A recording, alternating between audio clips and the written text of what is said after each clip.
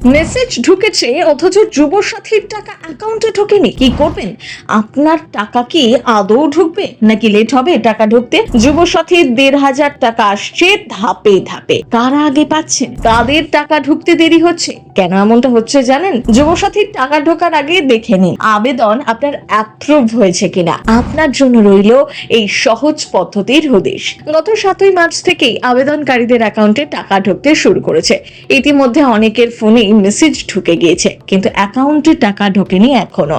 অনেকেই ভাবছেন হচ্ছেটা কি, টাকা কি আদৌ ঢুকবে নাকি বাতিল হয়ে গিয়েছে তাদের ফর্ম।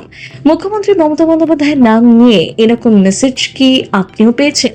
লেখা রয়েছে, প্রিয় যুবসাথী, আমাদের অঙ্গীকার অনুযায়ী বাংলার যুবসাথী প্রকল্পে অন্তর্ভুক্ত হওয়ায় আপনাকে স্বাগত। রাজ্য সরকারের নিজস্ব তহবিল থেকে আর্থিক সহায়তা প্রথম মাসের 1,500 টাকা আপনার ব্যাংক অ্যাকাউন্টে জমা করা হলো। আপনি ভালো থাকুন, সুস্থ থাকুন।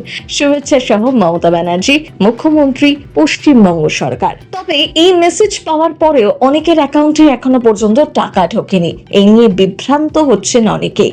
তবে বিভিন্ন সংবাদ মাধ্যম সূত্রে বলা হচ্ছে, টাকা না ঢুকলেও এখনই চিন্তার কোনো কারণ নেই।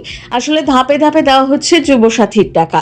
যাদের আবেদন সফলভাবে গৃহীত হয়েছে তাদের কাছে মূলত এই ধরনের কনফার্মেশন আসছে। প্রথমটিতে রাজ্য সরকার নিজস্ব তহবিল থেকে প্রথম মাসে 1,500 টাকা জমা পড়ার কথা জানানো হয়েছে। তবে মনে রাখা দরকার, ছুটির দিন থাকলে ব্যাংকে টাকা ঢুকতে কিছুটা দেরি হতে পারে। যুবসাথী প্রকল্পের ক্ষেত্রে প্রায় 84 লক্ষ আবেদন জমা পড়েছে। যারা সরাসরি ওয়েবসাইটের মাধ্যমে ডিজিটাল পদ্ধতিতে আবেদন করেছিলেন তাদের তথ্য আগে থেকেই পোর্টালে মজুত রয়েছে, ফলে তাদের ভেরিফিকেশন দ্রুত সম্পন্ন হচ্ছে। তারাই প্রথম কিস্তির টাকা আগে পাচ্ছেন। তবে চিন্তার কিছু নেই। সূত্রে খবর, যারা বিভিন্ন ক্যাম্পে গিয়ে অফলাইনে কাগজে ফর্ম জমা দিয়েছেন তাদের তথ্যগুলিকে ডেটা এন্ট্রি অপারেটরদের মাধ্যমে কম্পিউটারে তুলতে হচ্ছে।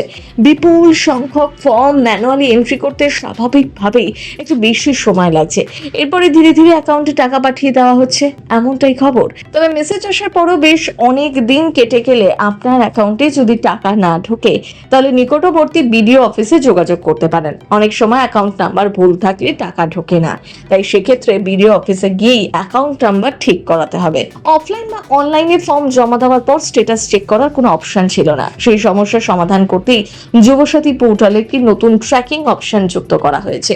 আপনি খুব সহজেই আপনার এই ফর্মে স্ট্যাটাস জানতে পারবেন। এর জন্য নিম্নলিখিত পদ্ধতিগুলি অনুসরণ করতে হবে। প্রথমে আপনাকে https://apas.wb.gov.in এ গিয়ে স্ট্যাটাস চেক করতে হবে। তারপর হোম পেজেতে যুবসাথী অপশনে ক্লিক করুন। সেখান থেকে চেক স্ট্যাটাস অপশনটিতে ক্লিক করতে হবে। এরপর যেই মোবাইল নাম্বার নিয়ে আবেদন করেছিলেন সেটা নির্দিষ্ট জায়গায় দিন। পাশাপাশি দিতে হবে ক্যাপচা। আপনাকে গেট ওটিপি অপশনে ক্লিক করতে হবে, তাহলেই আপনার মোবাইলে আসবে ওটিপি। সেই ওটিপি নির্দিষ্ট জায়গায় দিয়ে ভেরিফাই করুন। এবার আপনার আবেদনটি যদি সিস্টেমে তোলা হয়ে থাকে তাহলে স্ক্রিনে অ্যাপ্লিকেশন নম্বর বা রেজিস্ট্রেশন নম্বর দেখতে পাবেন। বর্তমানে পোর্টালটি আপডেট হওয়ার কারণে আধার নম্বর দিয়ে তথ্য খুঁজতে গেলে একটি বার্তা ভেসে উঠছে, যেখানে লেখা থাকছে কয়েকদিন পর চেষ্টা করুন। অর্থাৎ সিস্টেমটি পুরোপুরি কার্যকর হতে আরো কিছুটা সময় লাগবে। প্রথম মাস বেরো।